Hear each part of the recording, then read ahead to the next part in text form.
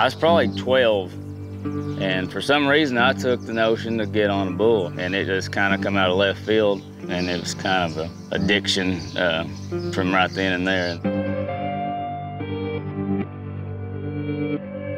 He craved it worse than any kid I've probably ever seen. Didn't have a lot of talent. People don't like it when you say that, but that's a fact. But he had a great big heart. Oh, a really good cowboy. Had a lot of injuries, but lots of try. When a guy has to quit doing something that he really loves to do, it's hard on you, you know. I didn't get to quit on my own terms, I guess I'd say. So when I really buckled down and started raising bulls, then I got the feeling like, well, I can still get the same, you know, adrenaline rush and the same satisfaction, even more so, I think. What do you think? That's weird, man. That guy has a knack. You're talking about a kid that's grown up his entire life in the bull raising business, and he's seen all sides of it, from being a bull rider to a bull raiser to a bull handler to a bull flanker to a cowboy to whatever you want to talk about. HD's going to answer whatever question you have. In my mind, there's not another bull man in the world like him.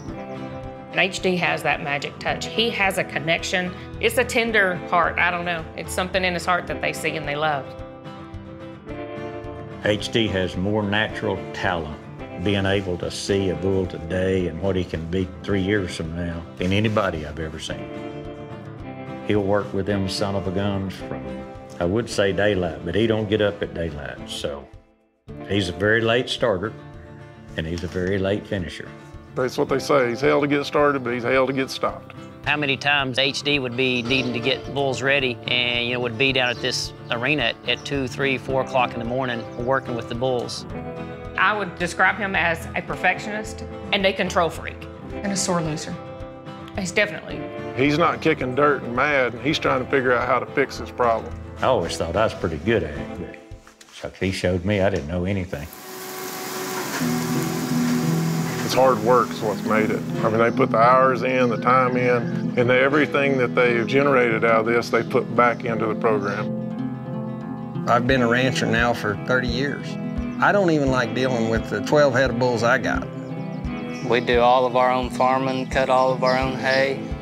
Their bulls are fed better than any other bulls I've seen. They're in better shape than any other bulls I've ever seen. DNH is known for treating them as athletes, you know, between the training and the exercise, nutrition. In every direction you look is a bucking bull or something to feed a bucking bull, take care of a bucking bull, or house a bucking bull. Everything is bucking bull here. It puts that rock and pea that's branded on the hip of those calves at the next level. That is how you earn it, and that is how you make yourself remembered. I mean, these guys breed these things specifically to buck. There's 30 years of genetics behind every animal here, which helps, but you're teaching these things to trust you a little bit too. Like, they've got to trust that you're gonna get them through some situations that they don't want to be in, and that comes from HD from the very beginning.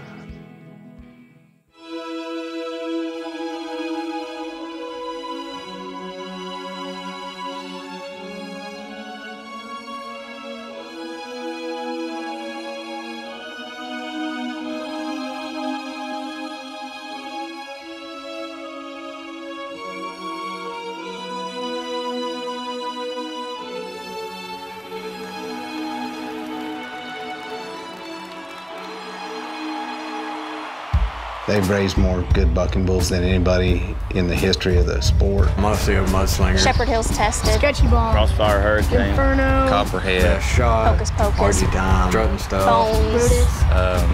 Crossfire. Hotel California. Bruiser and Long John. Lifting Live. Frequent Flyer. Yeah, there's so many bulls. Wouldn't be a bad life. Reincarnated bucking bull for DNH cattle. It requires so much work and so much dedication, and you're pouring so much into these animals that they really do become like your kids. Bruiser is attracted to HD. I mean, he loves him. They spend more time together than anything on this place, probably. You can back that trailer up and open the gate, and he'll come up through here dead trot, you know, just getting it. And he's so easygoing always, just a big old pet. This year, it's PBR finals. And he's standing in the chute, his ears twerking back and forth, calm as a cucumber. And I was like nudging him with my boot through the chute. I was like, hey, wake up. Now they're fixing to open the gate. He just stands there, he's gentle, he don't try to wreck you out, he don't mash on you, he don't try to cheat you in any way. But when you nod your head, you better have your hammer cocked, because here it comes. When they leave there, it's literally like a bomb going off. Honestly speaking, I mean, this one does some crazy stuff. It's like an offense that tells you what play they're gonna run, and then they go out there and do it so well you can't stop them anyway. He's gonna jump 3 feet in the air. He's kicking square over his head. He's gonna have that backwards jump, which is the wow factor.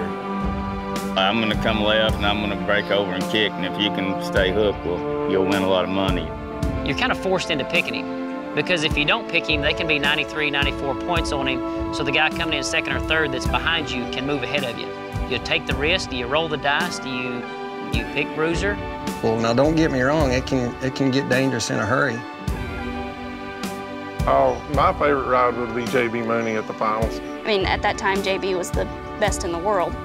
And in my mind, JB's still the best in the world. I rode him at Vegas, the whistle blew, and he jerked me down, hit me in the side of the face, broke my jaw. He knew it was gonna hurt, he knew it was coming. 2015 rolls around, I have him again. Rode him, whistle blew, he jerked me down, broke my collarbone. Yeah, so he rode him, but he still had to pay for it. And the third time I got on him, I picked him at Billings, Montana, and that's the only time I ever got away from him without him breaking something. That's when you see that skateboarding is suddenly not that extreme. I rode the f out of him 3 times too. I still get scared. You know, I'm scared that something's gonna go wrong. I'm scared to fail. I'm scared my bull's not gonna perform, you know, but it's a lot the same, riding and stock contracting, you know, you get a lot of the same emotions. This is his life. We don't go to the lake. We don't go on vacation. He's out here every day. I feel like the best bulls I've come up with so far are just fixing to hit the seams. And this guy, he doesn't care about buckles or saddles or whatever you win. None of that even registers with him. It's all about him and the bulls, what he can bring out of them. When you're talking about how much goes into their job and what it requires every day, it comes down to 2 things, try and love. And they got both.